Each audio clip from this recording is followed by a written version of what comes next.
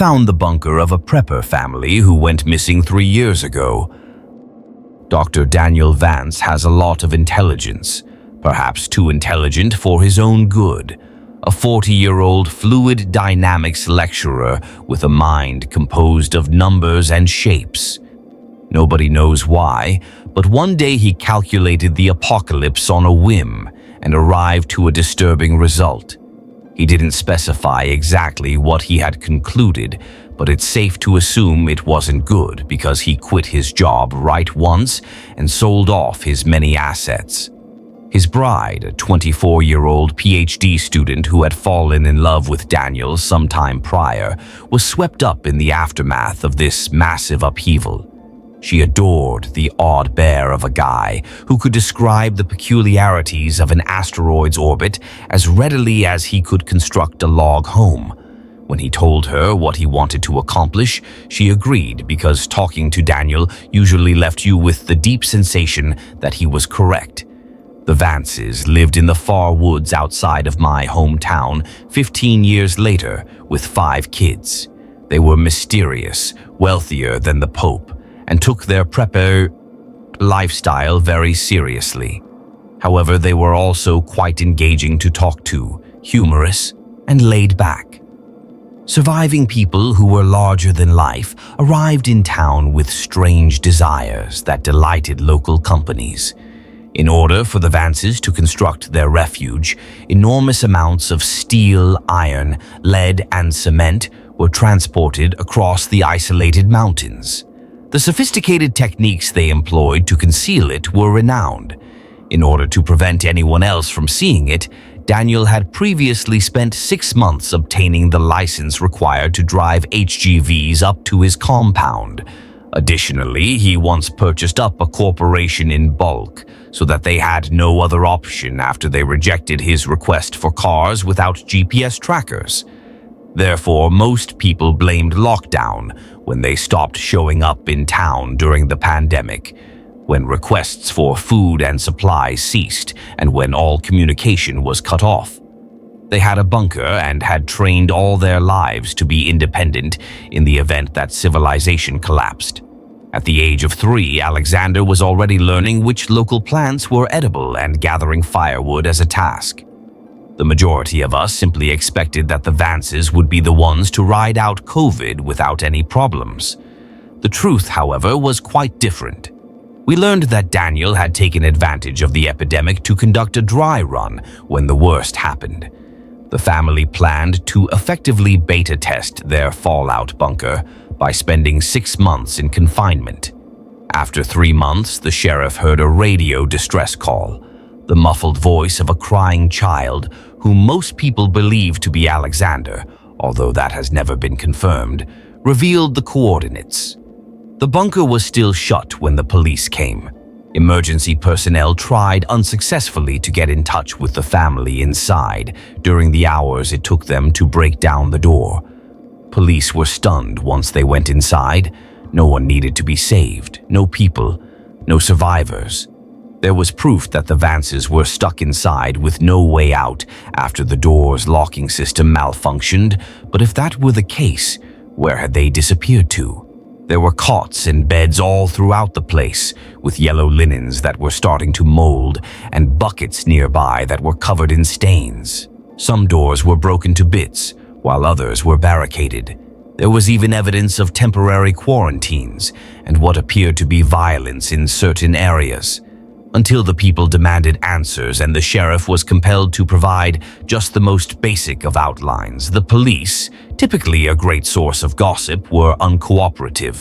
Shortly after being confined indoors and unable to get assistance, the Vances had been hit by a waterborne disease outbreak. The unrelated emergence of COVID fueled exaggerated rumors of infection. Whatever the cause of the Vances' deaths was, it was not biological. Don't freak out. The Vances family had been informed. We could all move on from this horrible catastrophe since the bunker was about to be destroyed. We still had questions, of course. 1,000 of them. What prevented the family from calling for assistance? They also had smartphones, computers, and radios. They weren't Amish. They were survivalists. Furthermore, where were they? Where were their bodies now? Why hadn't they just gone? At the town meeting, we yelled these and other things, but the police just wouldn't say anything. The majority of us continued to be excited for a week or two more before realizing that we would not be receiving answers anytime soon. In addition, the majority of us had other concerns because the pandemic was already well underway. Eventually, the sad tale dwindled to one of those terrible incidents in the town's past that we chose not to discuss. Like everyone else, I was guilty of simply forgetting about it. I definitely didn't anticipate discovering the bunker in the woods, with the door hanging wide open and the lock surrounded by scorch marks and faded police tape remaining on it. The darkness was so deep and black that it nearly hurt to look at, and it stood out in the trees as if someone had sliced a hole straight through reality. My heart fell to my stomach at the sight of it. Pain radiated from it. Is that logical? I believe that a part of my reptilian brain was able to detect things that I wouldn't notice until I was closer, such as the bloody finger streaks that marred the handle where someone had frantically tried to open the lock without success. Additionally, a hammer that was still lying nearby had broken the small viewing glass. I only had to catch a glance of it to see the family standing there in turn, screaming for help into the woods. If the situation had been different, I would have run. My light, however, showed a few wet paw tracks moving down the dusty concrete tunnel after I had gone there in search of my dog. Ripley, who is half collie and half Bernese, is the kind of dog that wants his paws held when we brush him and trembles in my arms when a storm shakes the windows. I adore him. I don't have many friends, a wife, or even a large family. However, I have Ripley, and instead of flapping my arms and taking off, I couldn't have turned around and returned home to an empty apartment where I would have to cry my sorrows out. I was not going to abandon my dog in those woods because I had raised him since he was a puppy. I followed him inside. I knew it wouldn't be good, but I wasn't sure what to anticipate. Whatever the police had discovered, they had lied in addition to keeping the most of the sickening information to themselves. The bunker was not sealed off or even destroyed. In fact, it appeared as though the last occupants had been in a rush to leave, judging by the occasional blue latex glove thrown aside and the 1 or 2 broken police flashlights. I figured someone had to clean everything up since this was where 7 people had presumably died. However, the hallway appeared to be mostly unaltered. Manic writing began to cover the walls just a few meters in.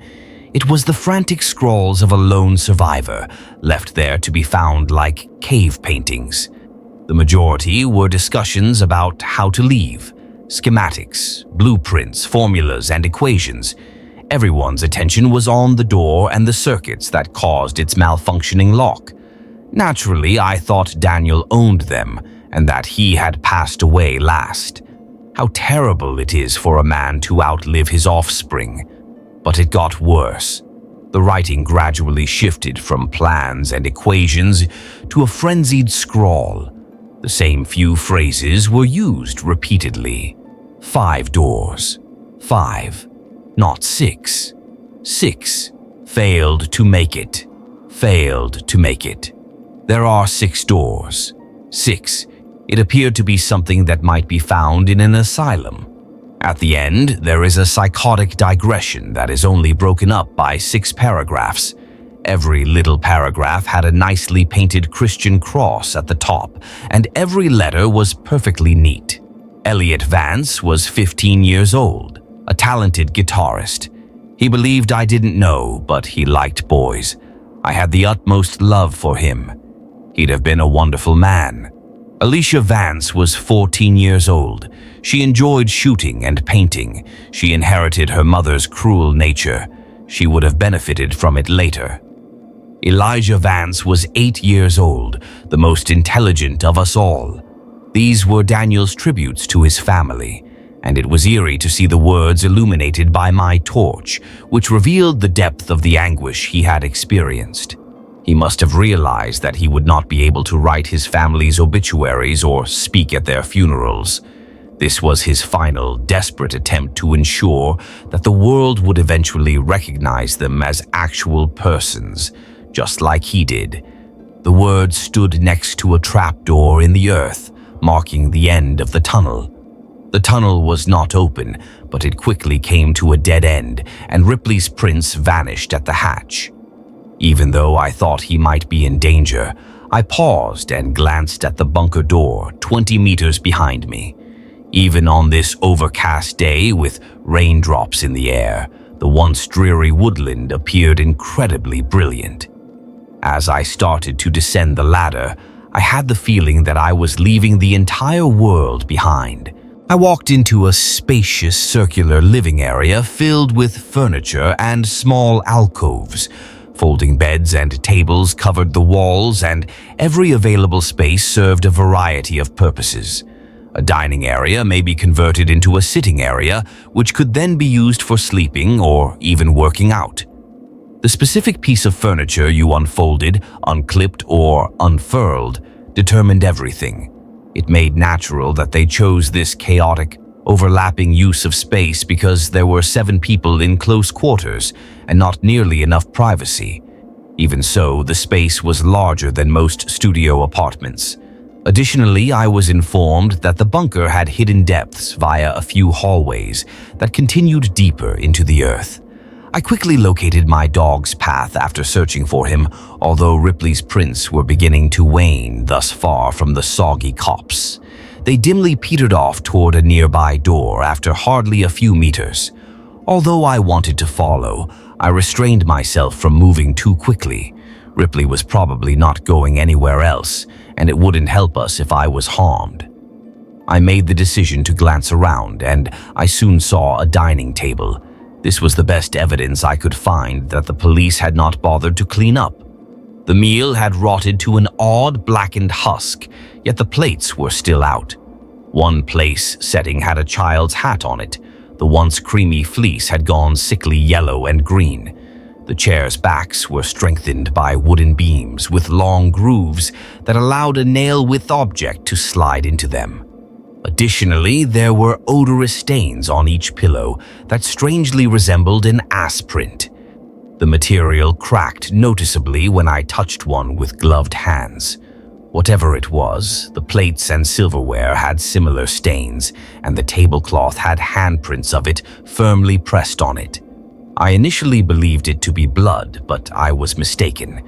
It was not spilling blood because it was too contained. In an almost perfect silhouette, a stain on the back of one of the chairs tapered just where a woman's waist would be. Recalling that Miranda Vance had always been slender, I shuddered and pondered how she had imprinted herself on the gray fabric. I noticed that these stains appeared repeatedly in the strangest locations when I used my torch. Yes, as you might anticipate in a room full of ill individuals, there were some on beds, blankets, and even sections of unadorned floor. However, why did one spot on the floor look so much like a child curled up in the fetal position?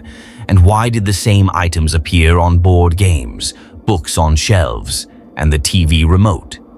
The same dried brownish substance that emitted an unpleasant coppery odor covered everything, including mounds of filthy laundry, DVD boxes, and sofa cushions.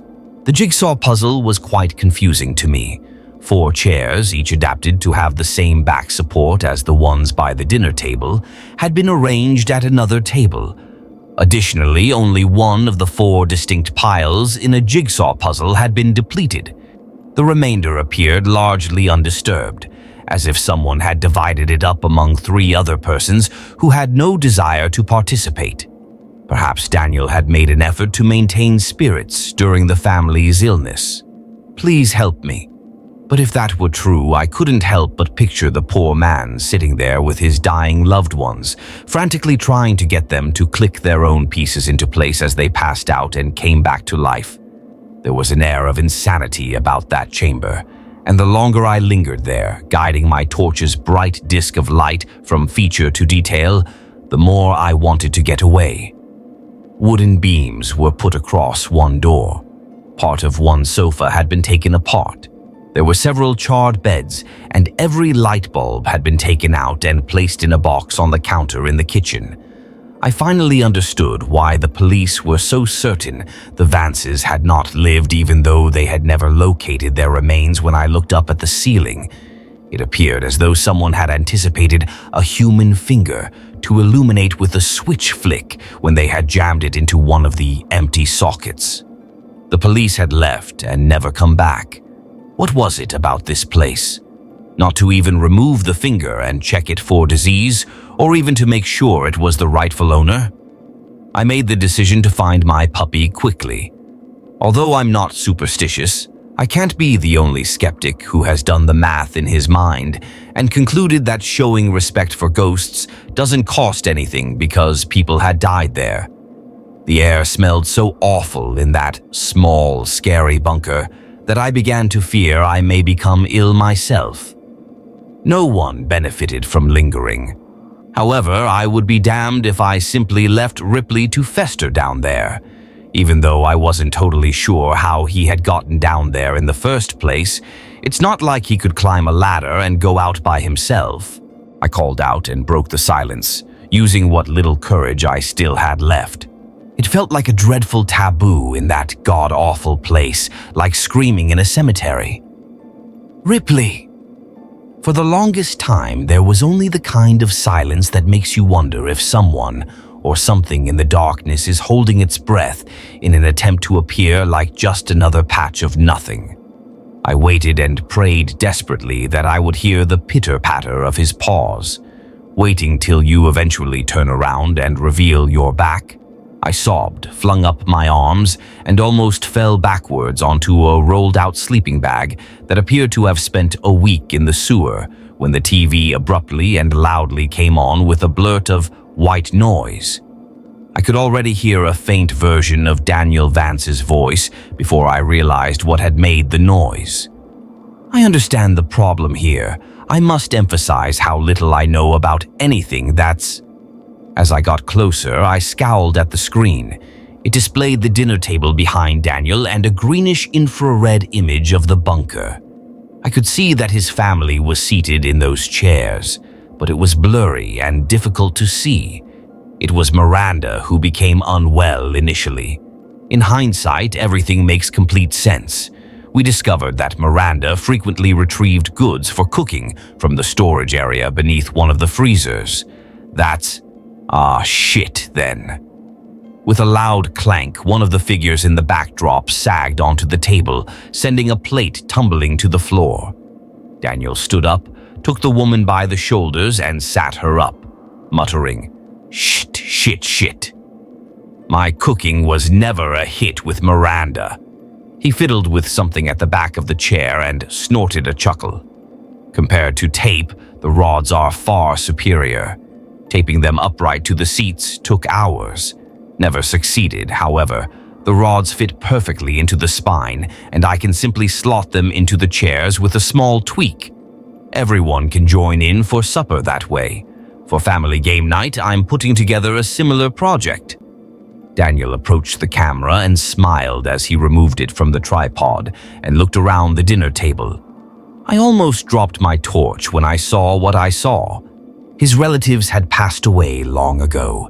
Faces that are gaunt, nose missing, lips that have retreated to show hideous smiles. Even via such a poor resolution shot, these were corpses, as obvious as day. The fact that their eyes continued to reflect the infrared back, giving them a glowing appearance in the dark, was the only thing that gave them a sense of life. Daniel, however, appeared to be unaware of it all. Elliot's hair was tousled by him. He gave his wife a cheek kiss, touched the shoulder of one young girl. He must have given Alexander a lot of attention since he even lifted him out of his high chair. I turned my head away, unwilling to get a close-up look at the unfortunate guy, so I can't say for sure. As I finally recognized what all those stains were, I couldn't help but shiver and pan my torch across to the same dinner table while keeping my eyes off the screen. Not quite blood, but not far, liquefying the flesh. Daniel had not laid his family's remains to rest after being left alone for months. Rather than that, he had puppeted them and moved them around, acting as though nothing had changed. I saw a distinct pattern when I looked at the areas where those spots had collected. They were in bed with him. He had prepared their meal. He had given them their favorite books or propped them up to watch TV. Daniel waited for them to finish a fucking jigsaw, and they even sat there as dead husks. I was absolutely appalled by the thought. Let's get back to work. Clearly, it wasn't included in the original plans. The blueprints show no room on the opposite side. Elliot didn't think I was real, and for good reason. Although I completely renovated this space, I neglected to install the door in the lower-level storage. The wall is completely blank, according to the cameras and a few of the pictures I took throughout the construction. However, now that the door is there, it must lead somewhere. I'm not sure why or when it opens, but it does, and I'll be prepared the next time.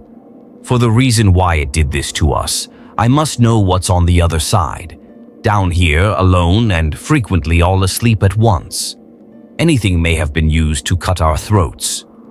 However, it didn't. I must understand why it took so long. Our phones, computers, and radios were taken, one by one. It was really too late for either of us to notice. Even while the children complained, I assumed the phones were under some shelf. I kept instructing them to take better care of their belongings. In a bunker that was locked, where else could they go? But it had nothing to do with the kids. There are a lot of indicators when you look back. Who kept turning out the lights? Who was it who kept our torches' batteries dead? Before realizing we weren't alone, how long did we have to put up with it? Was it present at every stage? A door that appears out of nowhere and, for the most part, leads nowhere. Because it does not always open upon a blank wall, as I am positive of. Something is behind it. When it believes I'm asleep, I can hear it moving around in there, its wet breath rattling in its lungs, a terrible sound I hear wandering these hallways. I was engrossed in Daniel's oddly captivating tirade when I noticed movement. The view of an infrared camera operating in the dark is a swirling jumble of consistent noise. What had I witnessed? I rewound the tape after pausing it. Through squinting, I was able to make out two glints of light in the shadows just above Daniel's shoulder. The vision gradually became clear to me. My blood froze because I knew what I was seeing. Miranda Vance had twisted her head, staring at the back of Daniel's head with glowing, lifeless eyes. There is no use in leaving at this time. That door emits enough radiation to, well, kill a family of 7. I'm not a doctor. Being in the same room is dangerous but not fatal if none of us had touched it. However, it's clear that our curiosity overcame us one by one, and we all became too near, especially considering how ill we've grown. Or perhaps not. Perhaps this was done by that thing on the opposite side. I'm not even sure. Hold on. What was that? The camera stopped filming as Daniel turned. It froze on a picture of a lone guy, shining brightly in the camera's lens like a star, battling against an unknown blackness that was only broken by 6 pairs of dazzling white eyes. I had a horrible sense that those chairs wouldn't be empty if I turned, and I became very aware of my location in relation to the table. All of the Vances, including Daniel, would be waiting for me. People turned. For years, bodies were left to decay in the dark. Something changed behind me. It had breath, out loud. Hurry. I was aware of it. I was aware. It came at me so quickly that I shouted as I felt something hot and moist brush my hand, only to have the presence abruptly turn away. However, it immediately jumped at me and carried me to the ground. Ripley licked my face while I sobbed. He was shaking, and worse than that, he was silent, which was unusual. When he was eager, as he was now, and when he was greeting me, he was not a quiet dog.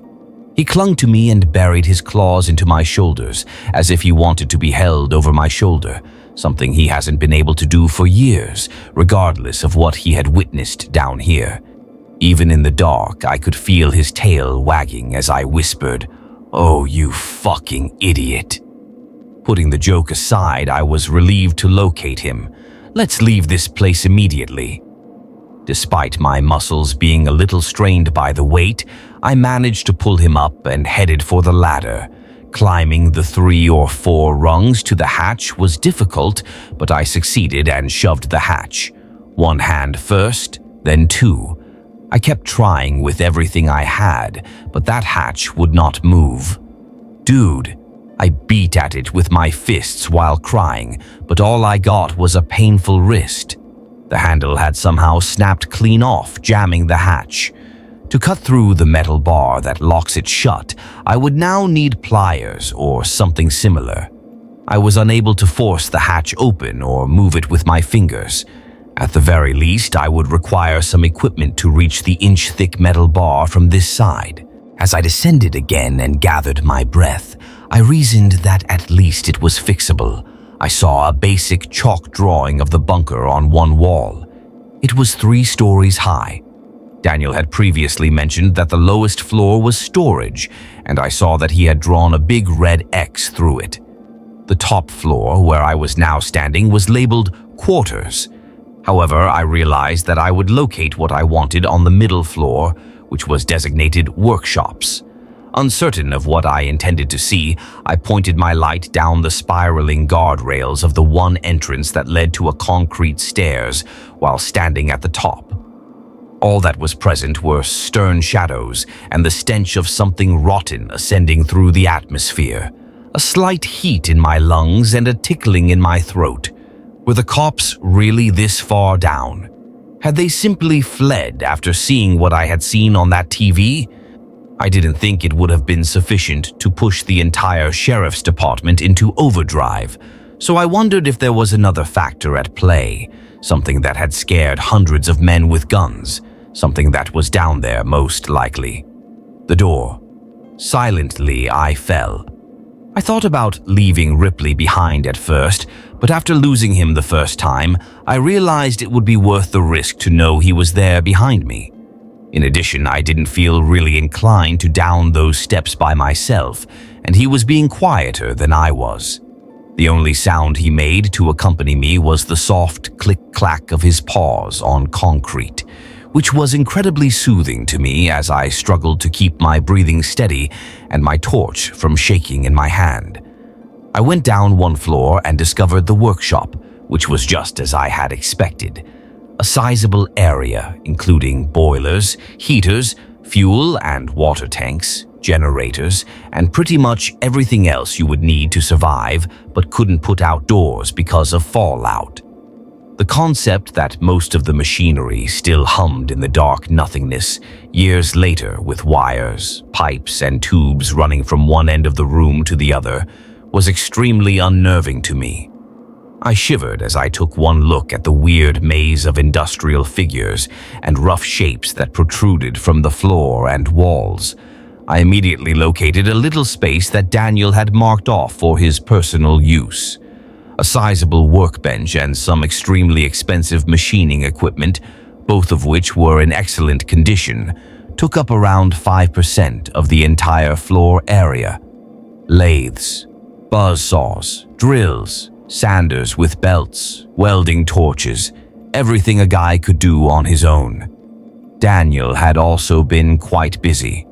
There was an arm on the bench, but I'm not sure what he had been working on. It rested on a stack of papers that had gradually turned brown over the years, giving the impression that the entire thing had been drenched in tobacco spit. A fading but still discernible diagram of what appeared to be a ball and socket joint was displayed on the whiteboard. After considering the tape and Daniel's small system for keeping his family together, I glanced at the arm and briefly repressed a gag reflex. The size of the arm suggested a preteen child, and he had left it out on the surface like a disassembled clock. I'm not sure if Dan had been working on posable limbs or merely a technique to put the rotting remains back together after they had started to break apart. It had lost a finger too. How absolutely insane was he? I pondered while using one hand to pinch my nose and starting to tip over crates in search of a heavy pair of pliers or perhaps a hacksaw. Ripley moved away from the commotion, but once I was certain he wouldn't leave, I continued to grab and tug at box after box in the hopes of finding what I was hunting. I will do anything to shatter that damn metal bar. Ultimately, I was able to obtain a heavy-duty pair of pliers, a crowbar, and a pair of bolt cutters. Too big to be tucked away in my garments, one went in my pocket, one went down the back of my jeans, and the other was held in my fist. It was somewhat comforting to hold the bolt cutters in my hand, but that sensation was fleeting. Out there in the twisting jungle of shadows created by all those pipes and wires that connected one machine to another, something moved in the darkness. Someone shifted, slender yet distinctly human in shape. I kept thinking about what I had seen on that tape. It couldn't have been real, could it? Daniel might have set something up. Perhaps a motor and some fishing wire. I couldn't be certain that those bodies had been moving on their own, could I? Out of sheer dread, my mind had clung to the terrifying thought. That was all. Then I caught sight of them. From the depths of that chaotic chamber, I could see a pair of white pinpricks staring back at me. Ripley, who was already behind me, came closer to me, nuzzled his head against my thigh, and whined softly beneath his breath. The actions of a scared dog who was on the verge of urinating. The light trembled so much in my fingers that I had trouble seeing straight, so I reassured myself. Just a bit of metal. 2 gleaming pieces of metal. They started to approach me after blinking. The sight of a pale white hand emerging into the light dispelled any last reservations I might have had. I sprinted immediately to the stairs and started to ascend them, but after only a step or two, I noticed something clutching the top-level handrail. The flesh shriveled until the fingers were essentially bone, leaving behind a moldy mass of flesh that was barely recognizable as a fist. Out of habit, I unintentionally turned on my lamp, and the bloated face of a bald corpse was staring down at me.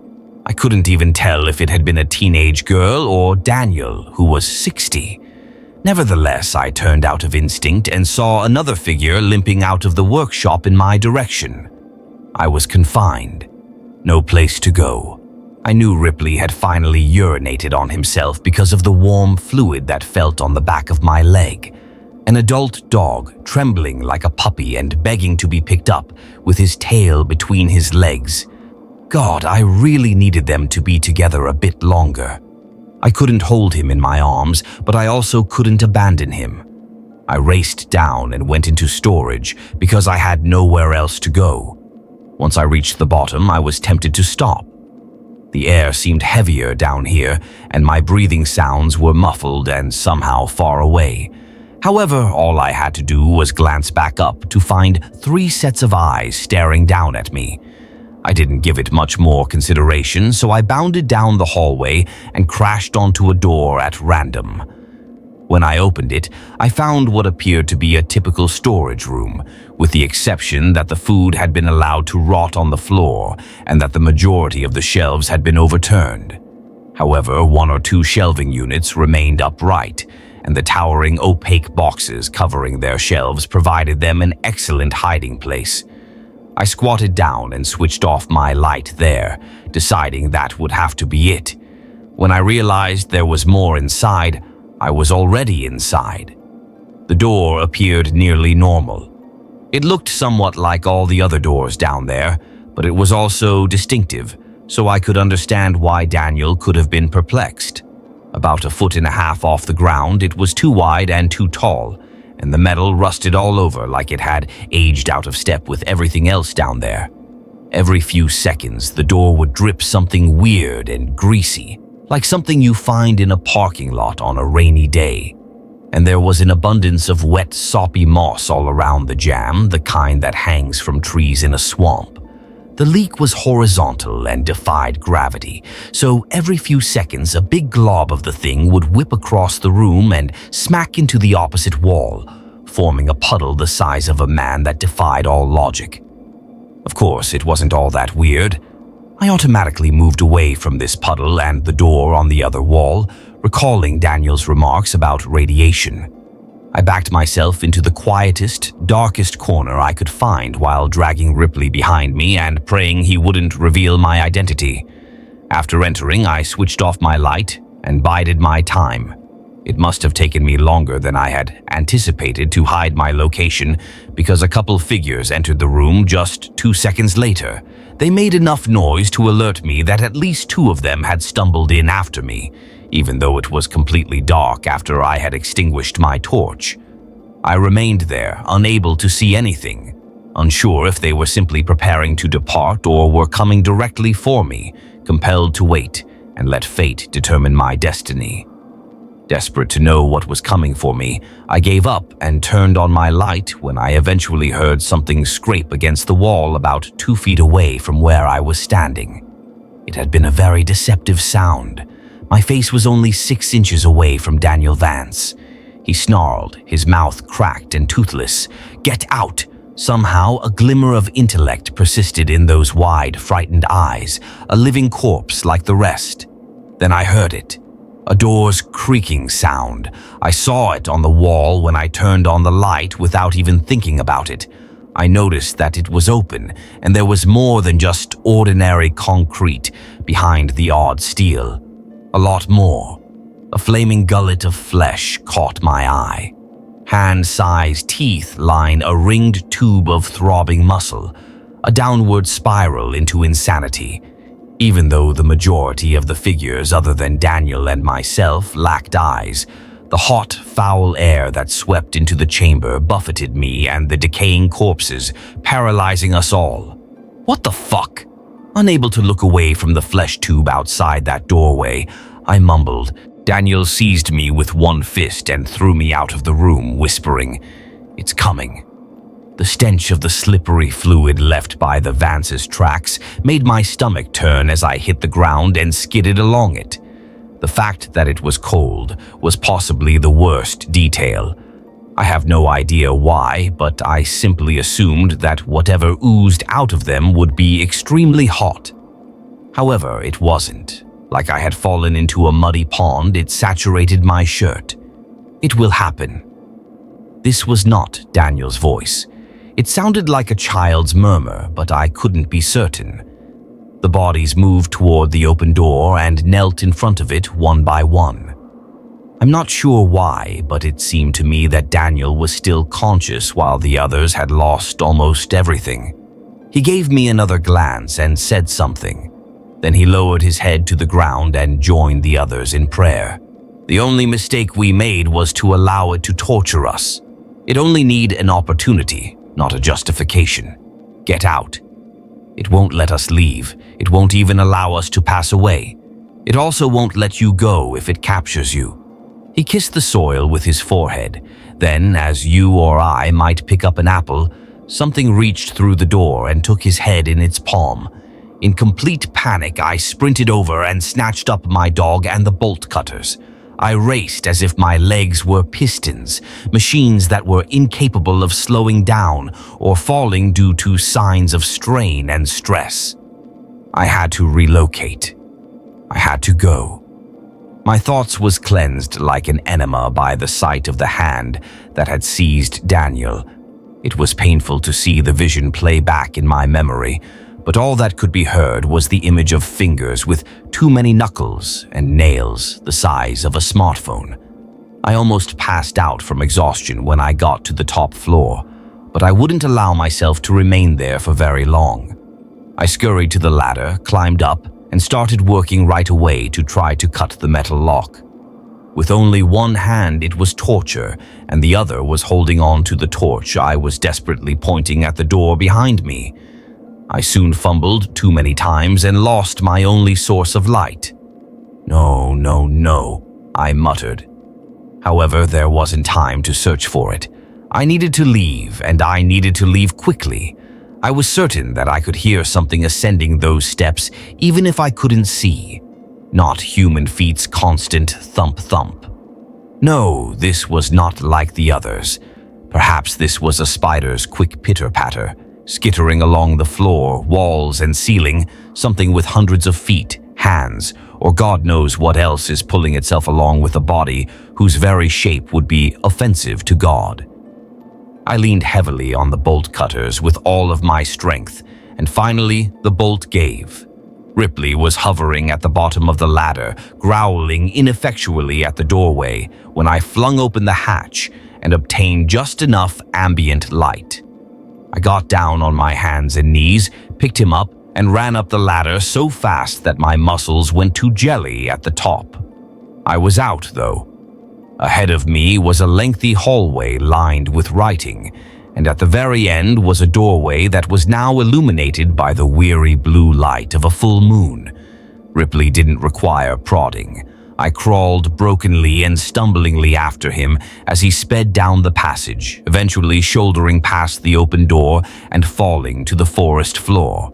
I briefly slipped into unconsciousness, but I sprang up as I noticed the canopy above me shifting, its branches illuminated by the full moon. I then glanced down at something clutching my ankle.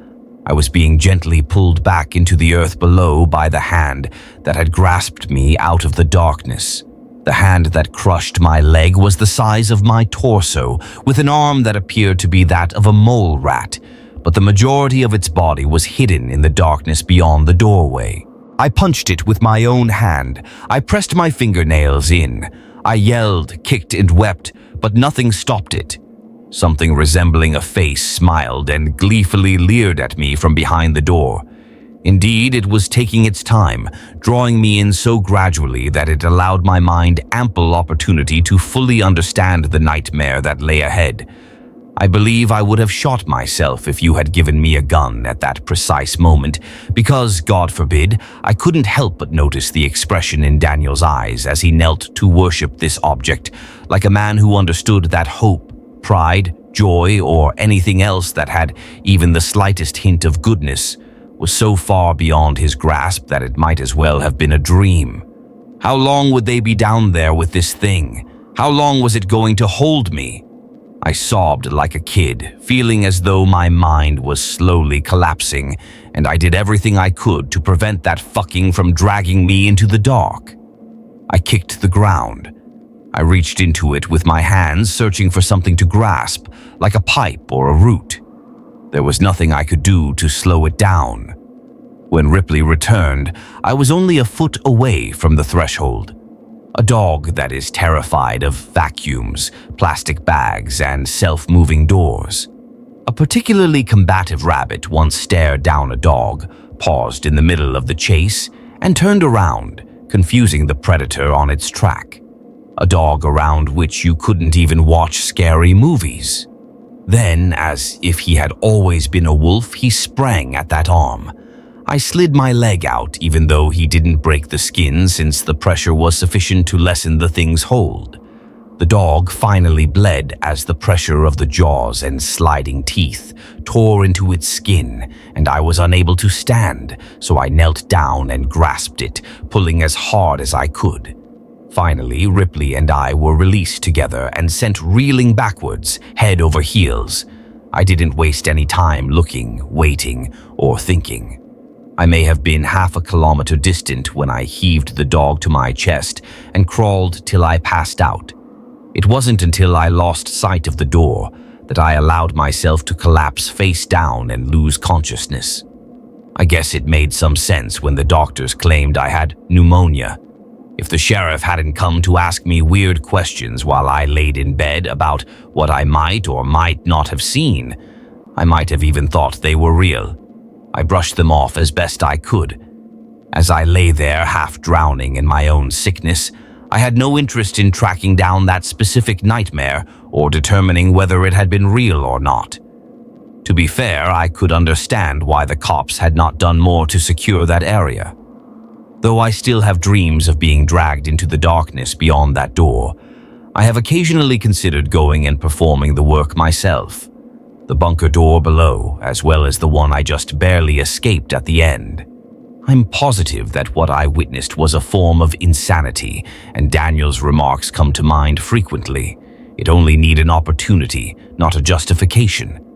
The Vances were that chance somehow. Their bunker may have been constructed on a ley line, a weak point between dimensions, or the location of previous satanic rites. I doubt it even makes a difference. They thought that by going into the dark, they would be safe from the problems of the world. But something had been waiting for them, waiting for an opportunity to attack a family of 7, to imprison them, to deny them the ability to leave, and to gradually rob them of everything that it could.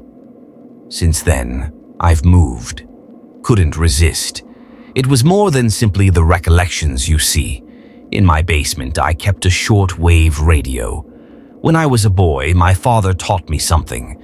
God, I had completely forgotten about it, until I woke up one day to the sound of it blazing in the darkness. Beneath the noise came the soft murmur of a guy whose voice was obviously his, yet hardly identifiable. Allow them to leave. Allow them to leave. Allow them to leave.